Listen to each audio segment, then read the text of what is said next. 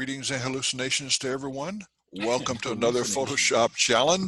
Photoshop challenge. How about a Photoshop party? We need to do a Photoshop challenge on here sometime too. For those that don't have their drinks handy, here you go. We're ready to party and have a good time. Today we are lucky, and I mean very lucky, to have Bob Coates here to give us some fantastic information. Bob is an instructor at West Coast School, an instructor at Texas School. He's been on the speaking circuit out there, I don't know how long. I mean, he's Gosh, older. I don't even know either. He's older than old. He's older than me, so that tells you something. Bob's a super nice guy. He'll answer your questions right and left till he gets bored, then he'll walk away from you. So, no, I'm just kidding. I'm just making that up. I'm going to turn it over to you, Bob, and let you rock and roll with it. Okay, thank you, Michael, and appreciate you guys putting this together. And what we're talking about today is like blend modes, some art stuff, a lot of selections and selection techniques that may be new to you. Those are some of the things that we'll be playing with. So let's pop open a couple images here. Oh, and by the way, if you take a screenshot of that, or this will be on the video to start with, this is all my contact information and my websites and such. I was going to do one real pretty and I forgot, so I just threw this up real quick this morning. So Bob at bcphotography.com is the email. Successful-photographer.com is for photographers and information like that. I will start posting new again to that. bcphotography.com is my commercial website, and then coatesart.net is my sales place for my artwork. Okay, so just for fun, our local association has been putting on what they call challenges every month. So in this particular case, the challenge is to take textures and put them together. So also for subject matter, I grabbed this real quick. This is just, this was a leaf I pulled out of my garden, and I did a 15 image focus stack so that it with a macro lens to really bring up the details and such. So let's talk real quick about some ideas on how to make selections. This one's fairly easy because it's got a black background, but one of the possibilities would be to grab the quick selection tool and just kind of drag it out and over. And it does a fairly good job. If you have a bigger brush, it will tend to grab more colors quicker. And then when you're making a selection like this, and even if you use, so we go there, we've selected a little bit too much here. So I'm going to hit the Option key. The Option key, if you notice, it turns into a minus sign, and we're going to take away from that selection. And you can see pretty quickly, it did a nice job. We want to get rid of this hole right there, so that stays out there. Now, that's the way I used to do it all the time. I'm going to give you an even quicker way. So that's actually a pretty good selection to start with. Let's put that up on its own layer, Command or Control J, and that's with no manipulation whatsoever. That's a pretty slick selection just using the quick selection tool, which you will find underneath your magic wand tool if you don't see it. So if you look over here in your toolbar, we have that working there. Now, once you have that quick selection tool active, if you look up in the top of, where did it go? Quick select, there we go. Oh, we have a selection in there. So Bob, we want to, what's that? You're not on the bottom layer, I think, is your issue, isn't it? That's part of it. There we go. Oh, you're right. Very good. Thank you, sir. That's always fun to sit. I always call this the stupid seat because you forget little things as you go along. So I'm going to undo that selection. So when your quick selection tool is there, you have this area up here called Select Subject up in your toolbar options. So if you hit Select Subject, boom, it hit the whole thing right away, right out of the box. And it also gives you, and then of course you would need to do the minus sign to get the hole right there. Let's put that up on its own layer, Command or Control J, and pretty much we've got the same selection with a simple click of Select Subject. Okay, once you have your subject up on its own layer, I have another image that I made for one of my textures. And this was, again, a close-up of a leaf out of the garden. And I use this for the base. So I'm going to take my selected image here. Oh, and if you had like a lot of funky things, like there were a lot of hairs or smaller things to go, you would then take that part of the selection before you put it on its own layer, and then take it up into the select and mask. We'll look at that maybe a little later if we have time. So for right now, I'm just going to. Yep. Question. I have a quick question for you. Uh-huh. When you're selecting something like this, do you ever use the expand or contract the selection? You know, Sure. one or two pixels. Sure. Yeah, you can, and a lot of times that's where you would easily find that and be able to see it a little better by using the select and mask. Okay. So let's go ahead and do that since we got a question on it now. So we'll go ahead and hit the select subject just so people can see it. So we get the selection going, take it to there. If we go to select and mask, this is a great piece of tool to refine your selection. So you have your ability to feather. And if you're, depending upon where you're putting the image or where it's going to go, right now this is called an onion skin, and the transparency is very low. If we take the onion skin and take it all the way up, you won't see anything at all. If you take it down a little bit, you'll be able to see some of the image in case you needed to kind of decide, well, did I get everything I needed or whatever? So it gives you a chance to see what's going on. Depending upon what you're going to put your image on, you have different views that you can dial in. So let's say this was going to be on a really dark area. We could put it on a black background and you could see, put the opacity all the way up, we could see that, oh yeah, everything looks pretty good. Oh, we got a little problem right down here because this will show up on black, but it wouldn't necessarily show up on a lighter background. So right in here, we could go ahead and use just this little tool right there, make our brush a little bit bigger. So it's the second tool down. The top tool here in the Refine Edge dialog box is the exact tool that we were just using before, which is the quick selection tool. The next one down is to add and kind of refine your selection. So you can kind of just go down here, and if we touch that, then it looks at the whole thing and watch. Did you see the gray just disappear? We'll do it right here too. And you'll just watch, that just takes it right away. So that's where you could get in and fix up hair and things like that. The other areas that you want to look at is radius, smart radius, and decide whether you're going to use those or not. And the best way to test these tools is to just bang them to the wall. What happens when you really just push them to the wall? You get a chance to see what goes on with your pieces. Smoothing, sometimes when you use the quick selection tool, this will be a pretty rough selection. You notice we already have 3 pixels smoothed on that. And if we take it away, you see it's not quite so smooth. The edges are just, not quite there. So we can go ahead and smooth it out just that little bit. Feather is for moving your images in and out. And then don't forget, we're on the overlay mode right now. So we can go back to on black.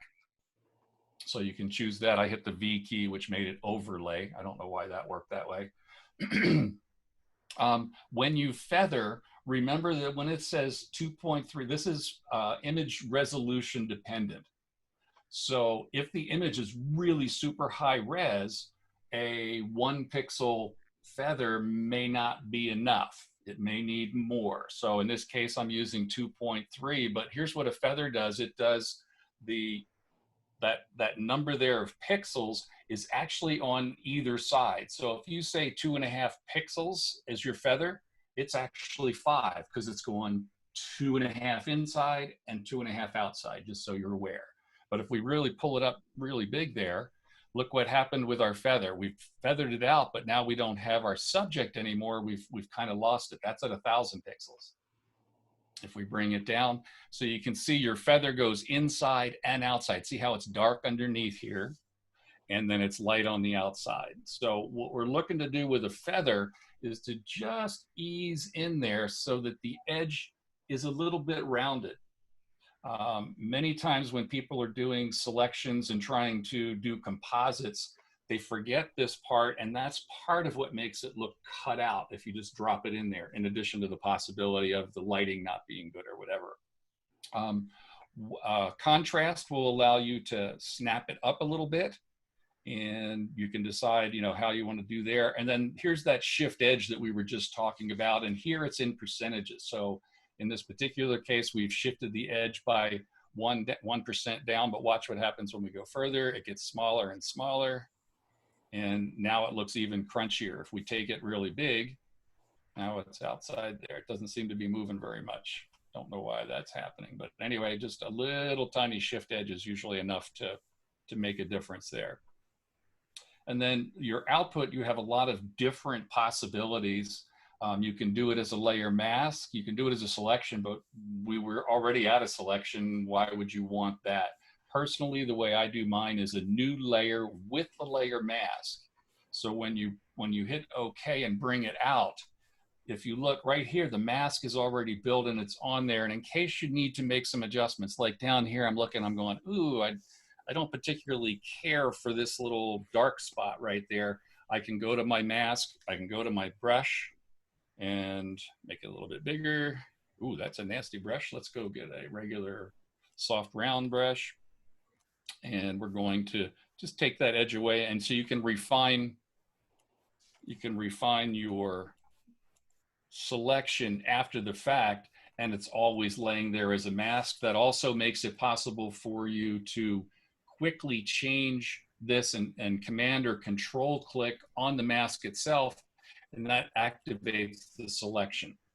Another thing to do when you're working with selections and cutouts and things is, once you have a selection made that you really are, that was either very difficult to do or you really want to work with on a regular basis, you can go here to a thing called Save Selection under the Select menu.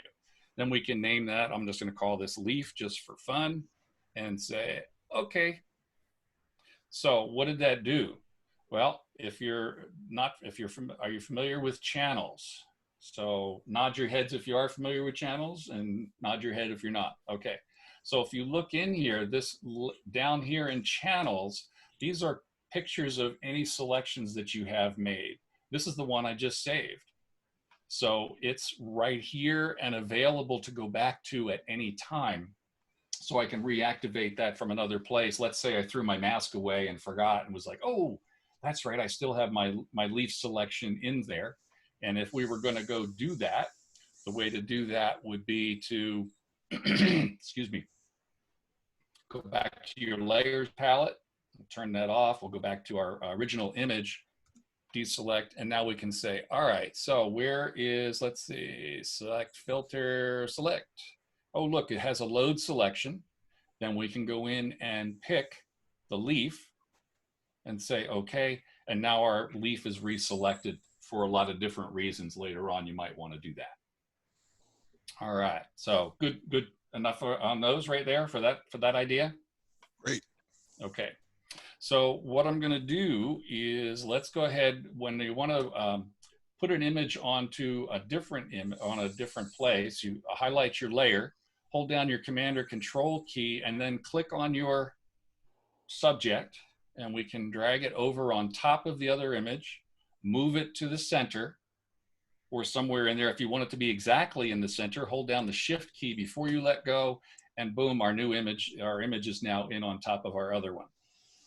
So in order to make that stand out a little bit, I'm going to add a layer effects of a drop shadow. And when I have my drop shadow, you can move your drop shadow around in the layer effects just by clicking and dragging in there, so you can set it right where you like, or you can choose to use the controls here in the dialog box. So we can change the size. If the size is really tight, it starts to get to be a really hard edge.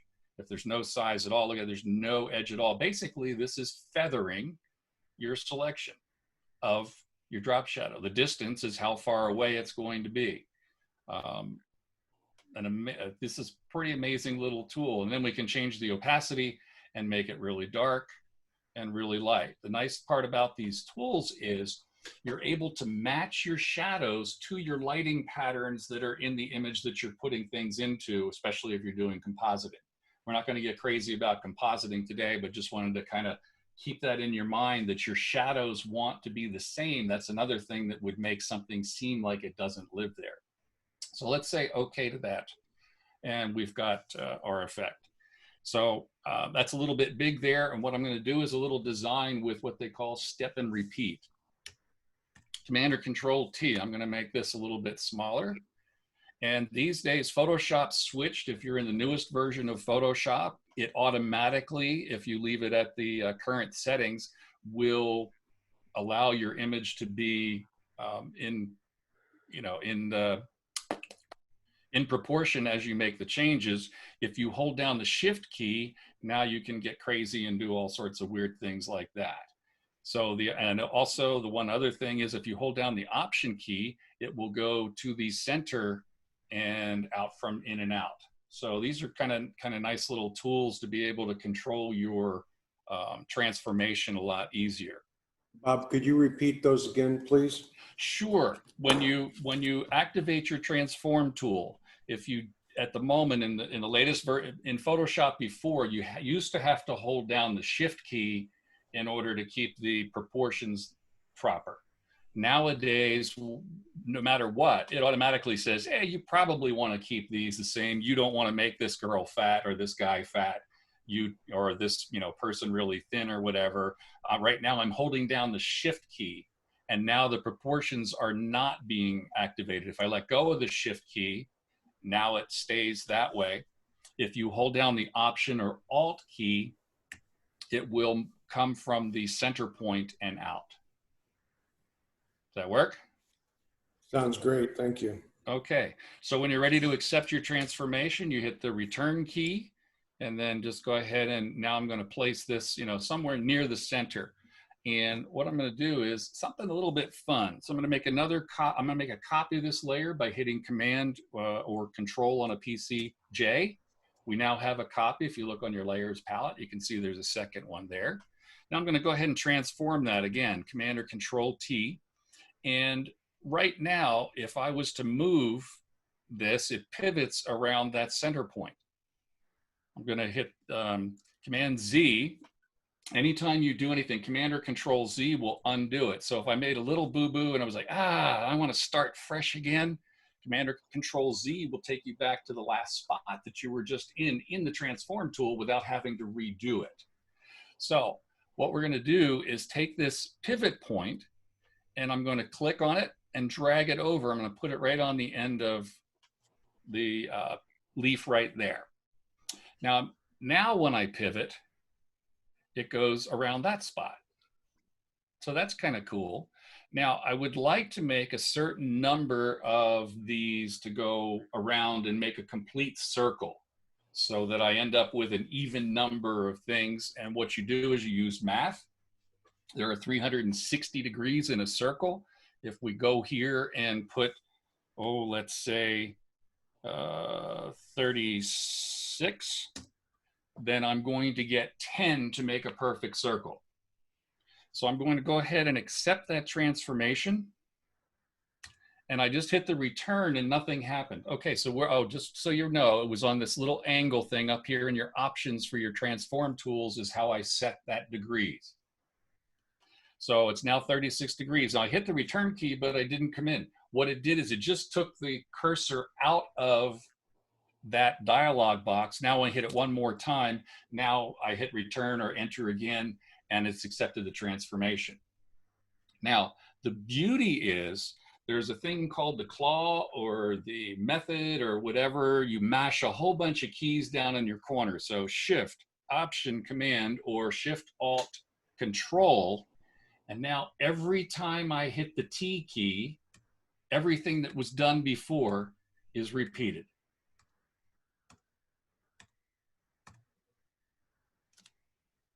So that's a pretty cool little tool. Let's go one more time. Command, Option, T.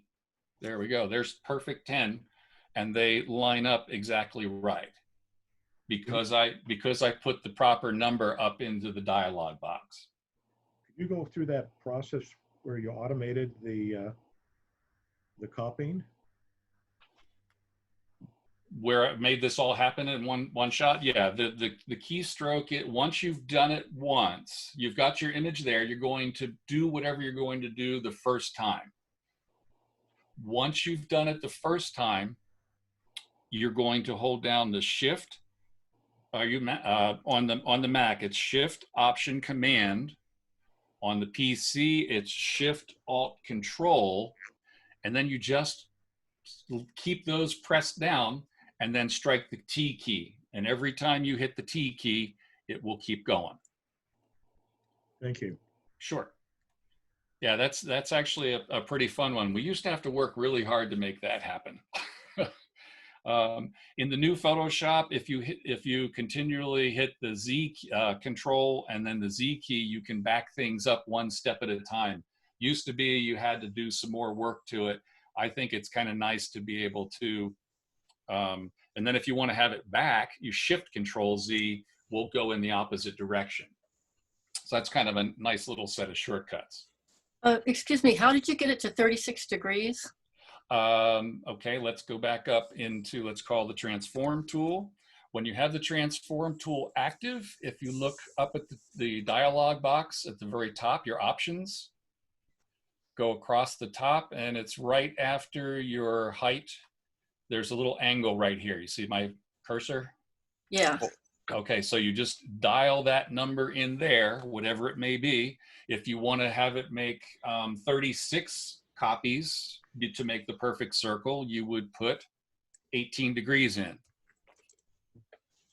And then that would be a perfect circle after you did it 36 times. Can we call you to do the math for us? it took me a while to figure this stuff out. I'll tell you. How can you have 36 into 18 into 360 degrees? It's 10 degrees. It gives you 20. You can put whatever you want. So it's multiply. If you divide 360 by 18, it'll be 20, I believe.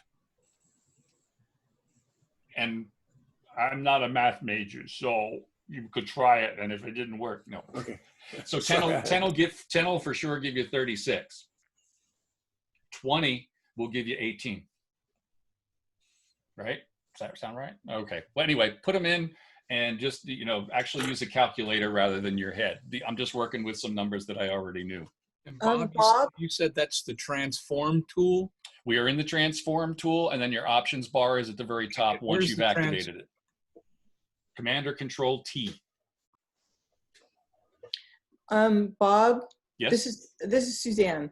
Can you show where the pivot point thing was again? I know that's way at the beginning, but No problem. I'll just bring it up right here. It's right at the moment. It always pops up in the center of your image. oh, okay. When Thank you click on it, you can put it anywhere you want. You could put it all the way out there, and it will pivot around that out there. Okay, great. Ooh, I And kinda if like your this. pivot point is not highlighted, there's a checkbox in the upper left-hand corner of your toolbar, way up Correct. on the top toolbar. Correct. Yeah, and again, you always look for your options that'll help you out. Okay, so once we have our shape done, let's say we're happy with that shape. I'm going to start at the top, and I'm going to hold down my Shift key and click on the bottom layer. And now I've selected all those layers at once. And again, we're going to use that same mash the corner, is what I call it, Shift, Option, Command, and then the letter E. And what that will do is make a mistake, because I didn't, okay, so if you look over here on the layers palette, you'll see we've got everything that we've shown there is been put onto a single layer. I don't want to do quite that. I want all of those individual pieces, but I don't want to show the background. So what I want to do is isolate all these guys together. Hold down the Shift key now that I've selected them all. Make sure that you're highlighted on the top layer there. Shift, Option, Command, E for merge. And now look, all of those have ended up on this one single layer, and I could go here and lower the overhead on my Photoshop, and now I have my shape. Whoops. Yeah, I know. Stop that. I have my shape all as one layer. So now I don't have to have all those masks and things. You don't necessarily want to do this right away because you could do that and then go, help me, help me. So anyway, now that I have my shape, I'm going to fire up my background. And then we can, let's see, let's make that stand out a little bit more. So I'm going to add a curves layer and then just lower or darken it down a little bit. Okay, if you're not familiar with the curves layer, the top right is your highlights and the bottom left is your shadows. This is your 3/4 tones. And then this is your half tones. If you've put a point on your curves layer, you can do a couple things. You say, oh no, I don't know. I want to start over because you know what? I got all funky and things just got weird. You can hit this little reset button right there. Or if it's a single point, you can just take it and drag it off. That's kind of nice. So the nice part about curves versus using, say, levels is that you have a lot more control because we can control our shadows and then we can add a little contrast to it, which you could still do in say, the other, in levels. But here I can now say, oh, I want to control the midtones as well. I can lock down this area right here because every time you put a point on there, it makes it so it can't move. Now I can do just the dark tones and the light tones aren't being really changed. So if you haven't already mastered curves or felt that it was too complicated, go in and play. It's one of those ones that's really worth learning. All right, so let's reset that. Let's just bump this down a little bit so our subject matter comes to life there. So let's say I want to do a little something to this layer, but I don't want to have it happen there. So if I was to do an adjustment layer, let's say use saturation, and I wanted to saturate the heck out of it, but I don't want to saturate the background. I just want to saturate this subject right here. So what we can do is, when you would first launch that, if you hold down the option, well, let's go ahead and do it. We can hold down the option key or the alt key on the PC and bring up that use saturation. And it says, look, you can use the previous layer to create a clipping mask. And you say, okay to that. Check that box, say okay. And now if you notice that this use saturation layer has this little arrow. So that means it lives with this right here and it will only change what's on that layer. So you've clipped that information to whatever's here. And so it doesn't affect what's down below that. And let's say you didn't want, let's say, oh, you know what? I want that saturation everywhere. You can hold down the option key. And when you get to the in between the two, if you click on it, you can undo it so that it's not clipped anymore. And now it's affecting everything that's underneath it rather than just this layer. So that's a pretty handy little thing to have. Last but not least with this, let's see, do I have, nope, I don't have a subject, but what I'll do is I'll show you what the finished piece was for this. I say open, baby, I say open. There it goes. So there was what I ended up with after playing with that. So you're shadowing. So basically what I did was I took that first original shape and then I replicated that. And if you look right here, let's see, if you hold down the option key and want to see what's just on one layer and nothing else, it will turn off everything else in the neighborhood except for that. And when you click on it, it'll turn it back on. So now we're looking at that one. So that's a nice way to be able to see what's on an individual layer. Option eyeball will turn off everything else and then it'll return it to where it was before you started there. So, and then that was the, this was just a floor tile that was in my bathroom that I made a photograph of.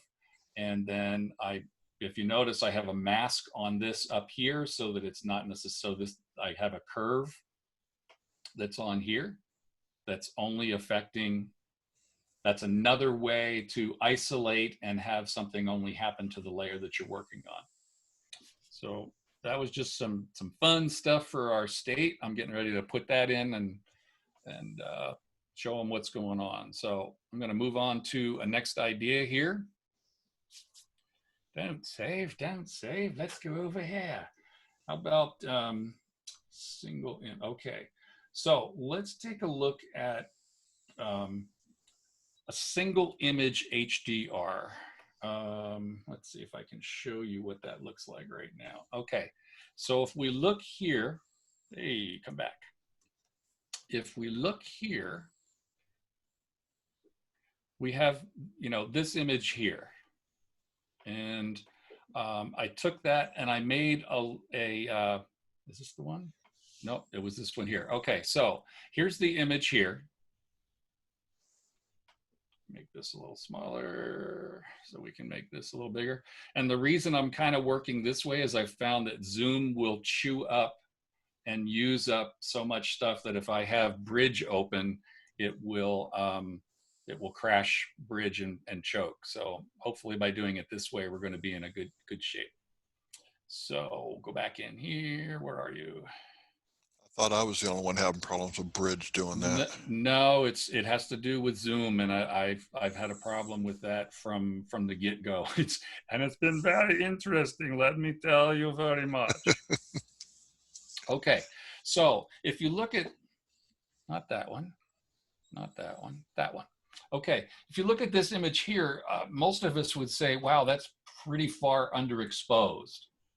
And I would, for the longest time, I was working multiple exposures. And what I found out, excuse me, is that if you expose to the right, when you try and do an HDR, like obviously this scene has a really high dynamic range. We've got, if you're in the middle and you've got really good detail here, the sky's too light. And if you're here and your sky's right, this is blocked up and too much of a mess. So I used to make multiple exposures and then use the HDR feature to do that. But nowadays, so I would take this image and we're going to go into, where are you? Aurora HDR. I've already preloaded this one. Oh, apparently I didn't. Let's go back one. We'll drag this into Aurora HDR. And instead of taking all 3 or 4 of those images and making an HDR, I'm going to do this with a single image. So the first thing I'm going to do with Aurora is go in here. It's already got color denoise activated, and that will help with the fringing that can happen around your subject, again, light against dark in the skies. I'm also going to hit the chromatic aberration reduction. Takes a little bit longer to process the image, but that's okay. So we're now here and I'm creating an HDR from this single image. Now remember what it looked like. And give it just a second because it's detecting the scene type. And it's detecting the scene range, improving the colors, final touches to make it awesome. I love Skyloom. They get a little bit fun with their with their images. And look at that, straight out of the box. Look at how much detail we have without blocking up shadows and how much it's brought down the sky. And that's just straight letting it do a tone map from that single image. Now, after that, we now have complete control. So I think those shadows are still a little tight, so I can pop up the shadows just a little bit. I can bring down the highlights if I want. So it gives us a thing. And then, so I'm pretty happy with that as a rendered image from a single thing. Another tool that I really like is this image radiance, which gives us just a little bit of je ne sais quoi. It kind of softens the edges. It adds some feathering to the shadows and such. And then I would take this out. Now I don't want to spend time because you have to export this into a folder. I'm pretty sure I have another copy of it here somewhere. There it is. Hey, Bob, that Yes. je ne sais quoi, is that kind of like denoise?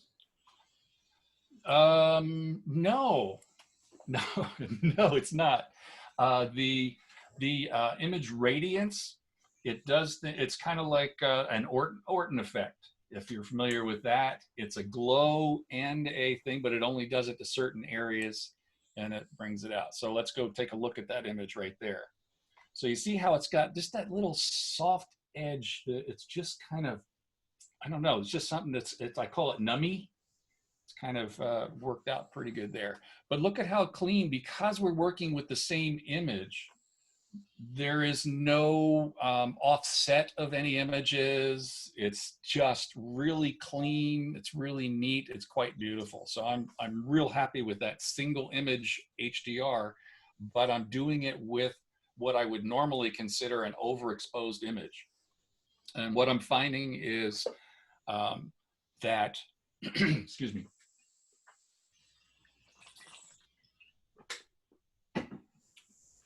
what I'm finding is that the brain dead. What was I talking about? Je ne sais quoi. No, we were talking about the highlights and shadows. Okay, so in your files, most of your noise is down in the lower side of your file. So if you take an underexposed image, or even an image that's technically exposed properly, and try and boost the highlights, you're going to pull more noise into your image. If you go to the best information is up in that top 3/4 tones of your image. The worst information is down at the bottom 3/4 tones. So you don't want to lift those up. You'd rather push the others down. So long as you don't blow out your exposures on more than one channel, it's great to keep pushing it to further and further to the right and then clean it up and post. I'm almost not even shooting the HDRs anymore. I'm just going ahead and watching my histogram on the camera to make that happen. Was that the raw file that you dragged in there, or was that a JPEG? That was a raw file. Thank you. Can you show Yeah, us absolutely. the histogram on the base file that you used in Photoshop or Yeah, let me see if I can get it. Raw Let's Editor? see. Oh yeah, here we go. So here it is over here. Look at all that. Everything is all up there. There's hardly anything down here in this bottom area. And it's actually showing that, ooh, you know, you might have clipped something just a little bit. And I don't care because it came back. So you're about a stop overexposed. Probably stop and a half at least. All right. Sometimes, and depending upon the scene, sometimes I'll go a good 2 stops over to make sure that I have enough going on there. But it's pretty amazing how this works. Bob, can I ask you a question? Absolutely. What would be the result like if you would have used about stop and a half underexposed frame? It's nasty. Oh, yeah. It's nasty because as you try and bring up the detail out of these areas, I mean, you can make it happen. It'll show, but I can guarantee you, and I always recommend, don't believe anything I say. Go test for yourself. Take a scene and just, you know, really do a 7-stop, you know, bracket and do the highest one and the lowest one and compare them together. And you'll see the difference, that there's so much more crunch and grunge and noise when you try and pull something up out of the shadow areas. All right, thank you. Sure, absolutely. Okay, so back into Photoshop. Let's so you get the idea on that. I like that stuff a lot. Let's go look at this here. Do you think you could come close in camera raw to that image? Yes. Yeah, you can, but what I've found is I have more control, and I have that image radiance tool and a few other tools that are in Aurora HDR 2019 works pretty well. If anybody's interested in that, I have coupon codes I can send you. Just send me an email to bob@bcphotography.com, and whatever the deal of the day is, it'll save an additional $10 unless it's a, you know, some unbelievable deal. Where did my file go? Oh, I moved it over here, didn't I? Come on back out. PPC, there we go. Okay, so let's go to, are we doing good so far? Fantastic. All right. So we're gonna break this guy out. So here was another one that I would, yeah, I would take that in there. I would take that, let's see, where did it go? Okay, I would take this image, same thing. I would go into Aurora HDR, don't save that one.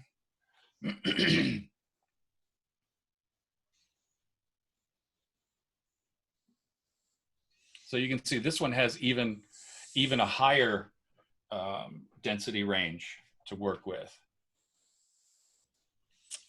And I should have saved out another file there, but that's the way it goes sometimes. That wouldn't work the same if you use the plugin for Photoshop versus straight into HDR. Into Aurora. No, you would get access to these tools if you used it as a plugin.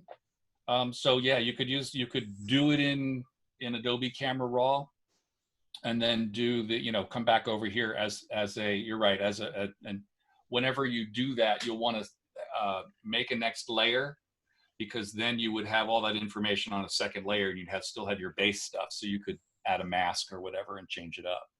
Okay. So right here, this one here, it really came down, but look, watch what happens when we open the shadows back up. Bring the highlights down, little temperature, little radiance. Where's my exposure? Bring it up. Okay. So I thought I had saved out an image of this before, but apparently it's not in this little pile here, or is it? Oh, yes, it is. Okay, so I'm gonna skip out of here. Don't save. No, thank you.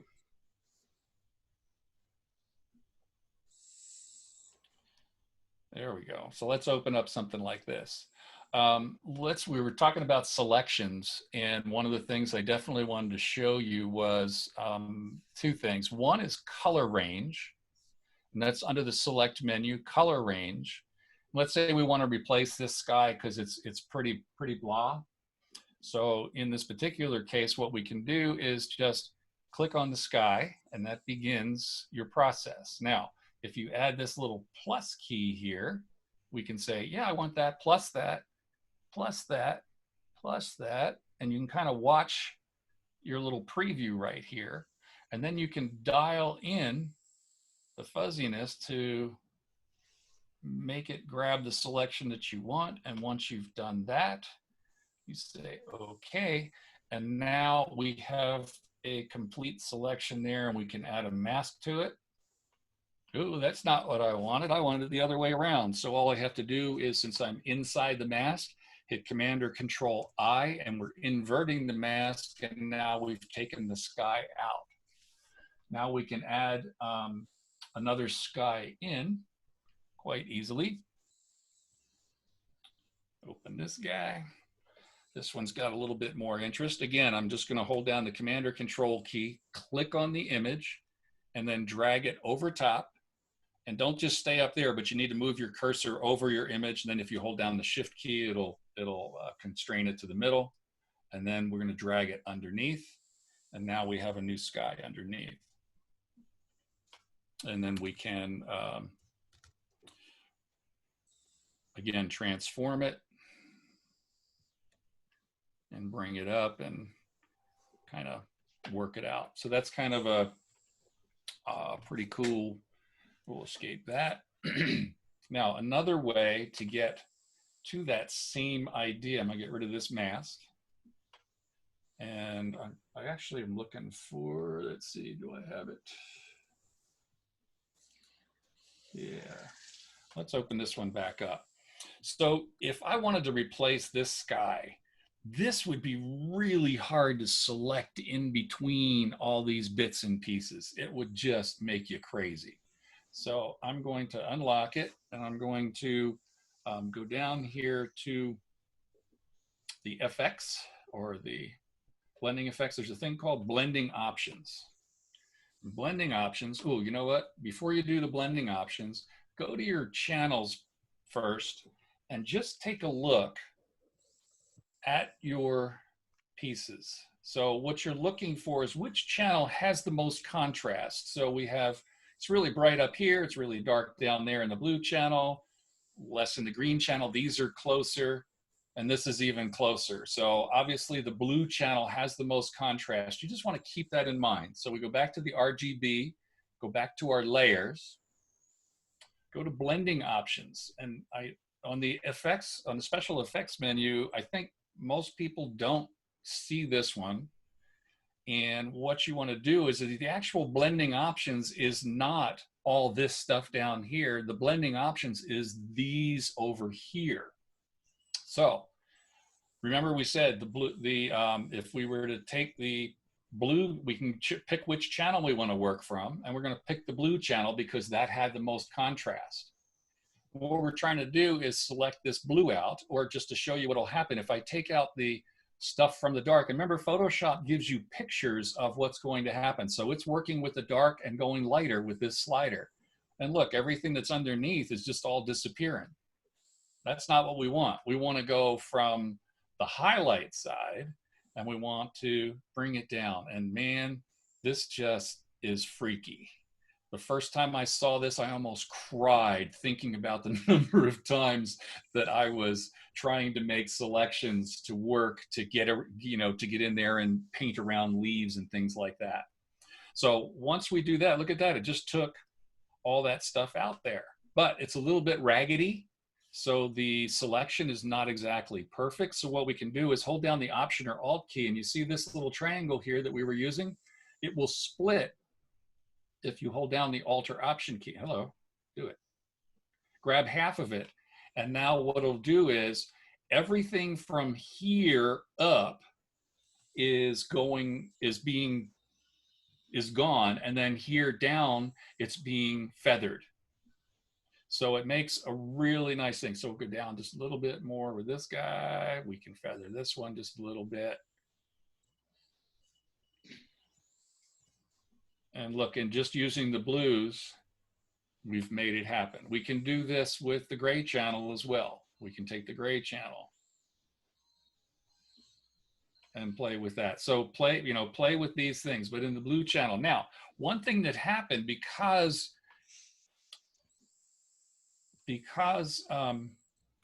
images tend to have more color in them than you think. Look at this area down here. So we're going to say okay to this. But this area down here has holes in it because it had some of the blues from the blue channel. So in this particular case, we have a bit of a problem because we want to put a sky underneath there, but we won't want the sky coming through here. We want this information back. Well, the way to do that is to Command or Control J. We're making another copy. Hold down your Control key and go here and say, convert this to a smart object. So we're converting this to a smart object.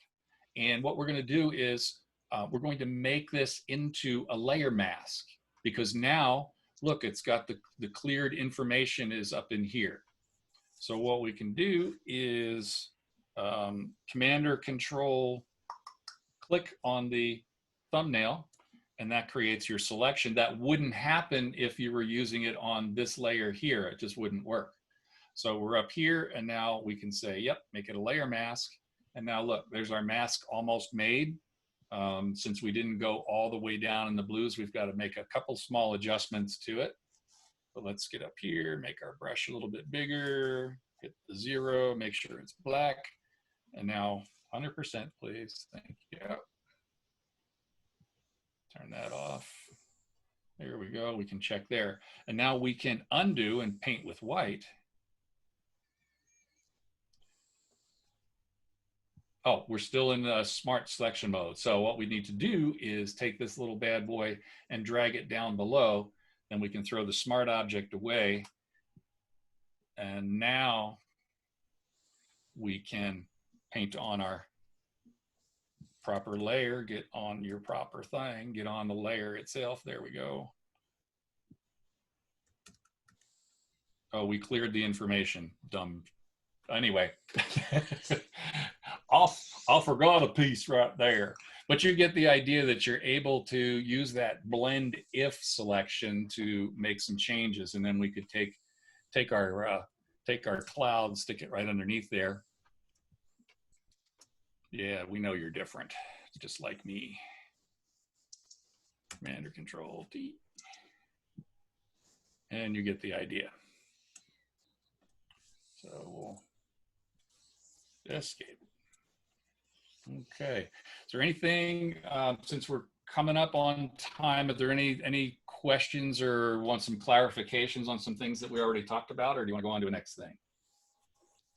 I'm gonna put that on. Keep on moving on. Keep on moving on. All right, what have we got? And just a reminder, everybody, this is being recorded. It'll be on Bob's YouTube channel, hopefully by tomorrow or so. Okay, so yeah, let's do this. Can I ask a question before you go on? Yeah, absolutely. When you made that blended blue thing that you did, couldn't you put that in as a layer mask rather than going through that process you did of adding the mask layer later? Only if you were able to select it a different way. The blend if is actually taking the information from the channels palette and allowing it to go around all the things. That probably wasn't the perfect image to use to show you how great it worked. I had another image, but it didn't make it into this folder. But the idea is using that blend if it makes selections that you cannot make by hand. So if you don't have a selection, you can't make a mask. Yeah, well, I love the example that you use, because sometimes I'm working with trying to get the background out of the trees, and so I could see myself doing that. That was really great. Yeah, it's a pretty awesome little tool for sure. Yeah. All right, thank you. Oh, sure, absolutely. Okay, let's build since we're doing clouds and playing with those, let's make a cloud brush. Anybody make brushes? It's kind of neat. So a lot of times putting things together will make this the last little guy here. So I like these two clouds right here. If you were really doing it right, you'd probably say, you know what, let me do this cloud and this cloud, but I'm not doing both together just for because I can. So I'm going to go ahead and crop in on this image. And so this is an idea for you to go out there and make sure that if you see clouds in the sky and it's looking good, go ahead and grab them so that you have them in your files. I have like probably hundreds, maybe thousands of different types of clouds and cloud files. I used them a lot in my real estate stuff, and now I'm using them in my art. In this particular case, what we're going to do is go ahead and crop down, and we're going to turn this into a brush. So the first thing we want to do is just hit Command or Control M. Now, normally I would use an adjustment layer, but what I want is I'm trying to make this contrasty. So again, with the curves, Command or Control M is for curves. I don't know why, but that's the shortcut for, you would also find it, let me show you up here. You would also find it up here under Image, Adjustments, Curves, where are you? And it said Command M. Are you aware that your shortcuts are always listed right here? If you want to get faster in Photoshop, learn to use your left hand or your right hand if you're the other way around. But look up here, and if you say, oh gosh, I didn't know that Command M was the shortcut for just adding a curves adjustment. So if you got up there and you were like, you want to learn how to do it, don't click on it now, just go away and then use the shortcut, because then you're starting to get muscle memory too. So you will learn much, much faster. Okay, so we've got our curves layer. And if you look here, look at all this information here. I want to take this and I want the contrast to get way up there. So I'm really just dragging in on that corner there. If this side over here had some space, I would go ahead and drag it over too and really, get a good contrast going. So I've just applied that and I can't get back to it. It lives with the file. That's fine. Next, what we want to do is turn it to black and white. There's a couple ways to do that. Shift Command or Control U will just desaturate it. Or what I found is a nice little idea is the black and white adjustment layer, because at this point I can add even more contrast by going in and saying, ooh, I want those blues to go down. So what we're trying to do is make a black and white, really, really solid image. So I can take that down. I can take my cyans. There we go. Look at that. I'm basically getting rid of that background. So again, the blacker and whiter we can get. Then I'm going to merge that down. Then I'm going to come up here and I'm with my brush tool. So what I'm doing is I'm cleaning up this selection here. So painting, and always, if you're working with things like this and you want for sure to be black and white, you want to hit the D key for default. That will make sure that your black and white, your background and foreground colors are full black and full white. Because sometimes you could look over there and say, oh yeah, that's black. And if it was only 90% black, you're actually painting with gray. Just always hit the D key before you start there. So now I'm just going to clean up these edges a little bit, just make sure this is just as black as possible. I'm getting rid of anything I don't want to get. And just for fun, I'm going to run through here just a touch, get those little boogers off of there. Maybe that's a real telltale kind of guy. So I'm shaping my clouds how I want them. This would be a telltale one, because remember, if you use this as a brush, you'll see it in a lot of places. So you don't want to have telltale type things. So I'm getting rid of a few of those. So let's say, okay, I'm happy with my selection. Now all we need to do is invert this selection. Then we can look once more. Is there anything in there that's, not either gray or white, especially on the areas around the outside? We say, oh, it looks okay. Then you go to edit, and under edit, go down to define brush preset. And it'll give you the name of the file that you're working on. What you want to do is name your brushes really specific. So I'm going to say cloud pair, and it will tell you the size of this window. So it's 2025 pixels. So I'm going to say it's my cloud that I'm building. So I'm going to put my initials in there in case it goes someplace else. And then I'm going to put the 2025 P as in pixels, so I know how big the brush is. You don't want to do these with really small. If it's only 400 pixels, you're not going to be able to use it and make it bigger later. So once we say okay, immediately that brush appears at the bottom of your brushes palette. So down here at the very bottom of your brushes palette, there it is, my cloud pair. I'm selecting that, and now let's go ahead and make a new image. Let's make it black just for ease and say, okay, I want some clouds, right? Oh, it's not working. You can't paint black on black and expect to see white clouds. Hit the X key and try again. And there we've created that, and that's replicable all the time. So let's go over to our image that has that needs some clouds. And now again, use just the same way your brush works, just the way. So lowering the get onto a layer, and I always put these on their own separate layer, and go ahead and paint there. And the reason I put them on their own separate layer is I can move them around even after they're done, or I can transform them, Woo! Okay, so you get the idea that you're able to add clouds wherever you want. So that's pretty cool. You can build a whole library of your own clouds to be able to drop into images. And that's a great tool and a great way to play.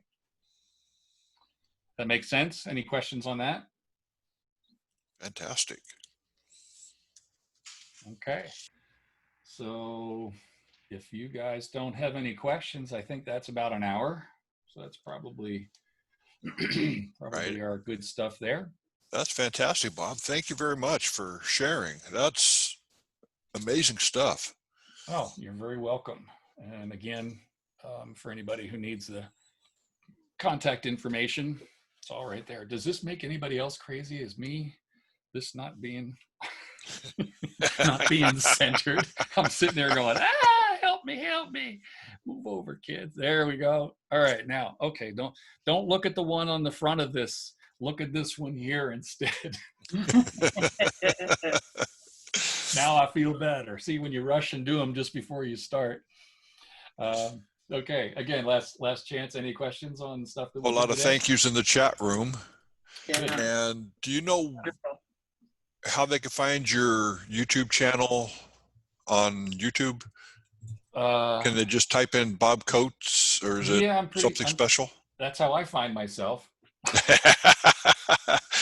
And it's COATES. That's correct.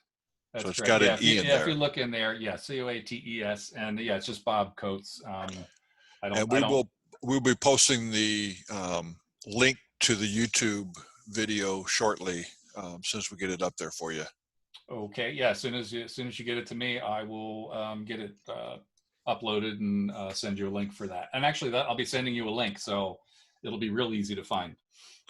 Way cool. Thank you. That was great. All right. Thank you. Good to see all you guys. Look forward to seeing some of you. Hey, Mr. Tom, how you doing there, buddy? Look forward to seeing you guys in West Coast School or Texas School, should that happen soon, whichever way it happens. Yeah, hopefully you'll have Texas School shortly. We'll see. We can only cross our fingers. Well, thank you, everybody. Next Tuesday, we don't have a plan yet, but we'll have a plan and post it for you shortly and let you know what's going on. So You could probably stop recording. I'm going to stop recording right now.